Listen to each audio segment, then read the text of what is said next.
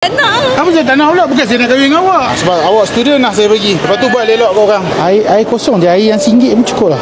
Boleh. Boleh lah. Minta maaf banyak. Pakcik tunggu kat tepi ni je. Pasal sakit kaki. Kasih terima kasih banyak. Nama apa ni? Nama apa? Ain. Kenapa? Tolong saya berapa ringgit ni? RM2. Saya beli kat awak tadi? RM1. So awak tolong saya RM1 lebih tu lah. Halal saya boleh minum sebab awak tolong saya, saya nak bagi hadiah kat awak. Awak bayar? Kenapa awak sudi bayar walaupun awak tahu saya bagi duit tak cukup? Sebab pakcik tak kuat lah. Pakcik tak kuat? Macam mana awak tahu pakcik tak kuat? Student nurse. So saya tahulah macam orang tak nak diri lama. Wah, awak student nurse. Saya nak bagi awak satu soalan. Awak jawab, kalau betul saya bagi hadiah. Soalan pertama, yang ni kena tumpu betul. Rukun negara Malaysia yang keempat apa? Kalau tahu undang-undang. Alhamdulillah betul. Finally. Ada nasib baik rakyat Malaysia menangkap awak betul-betul tolong saya. Hari ni saya nak bagi satu hadiah special Nah, buka dan tengok. Okey dah. Cincin belian Moissanite. Oh, ya ke?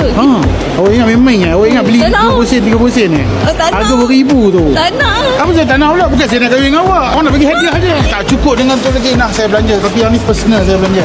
Sebab awak student nak saya bagi. Belajar elok. Lepas tu buat elok kau orang. Dekat Aswara. Aswara tu apa? Fine arts ni adalah seni yang tak boleh nak orang kata apa, di-judge secara mata kasar lah. Betul. Yang kurang manis tak ada? Kalau nak kurang manis, saya boleh kurangkan susu. Susu tu yang buat manis. Oh, ya ke? Green tea satu. Ini gerai sendiri ke macam mana? Tak. Kerja sini? Tapi sekejap je saya nak sambung belajar. Nak sambung belajar dah? Awak student jugalah? Belum masuk lagi. Oh, belum masuk lagi. Awak nak sambung belajar apa? Dekat Aswara. Aswara tu apa? Akademi Seni Warisan dan Budaya. Oh, Aswara. Maksudnya awak minat benda-benda seni kan? Saya ambil fine art. Fine art? Fine art tu boleh spesifik tak? Dia sebenarnya apa? Maksudnya macam mana awak melukis ke ataupun? Dia banyak cabang dia. Banyak cabang dia.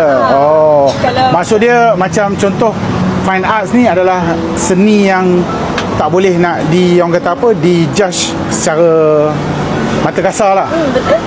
Maksudnya saya cakap kata, okey sekarang ni kat tepi ni, kalau korang tengok naga ni menghembuskan api. So orang tak nampak pun, tapi awak kata ni seni saya. Lebih kurang macam tu Bagus. Berapa ringgit? RM9. Bila nak masuk belajar? Bulan depan. Oh, bulan depan. Aswara tu kat mana sebenarnya? KL. KL? Oh. Awak asal orang sini kan? Saya orang Sierra kat depan Politeknik. Tak apalah, nah ambil. Awak nak belajar kan? 2, 3. Nah. Okey.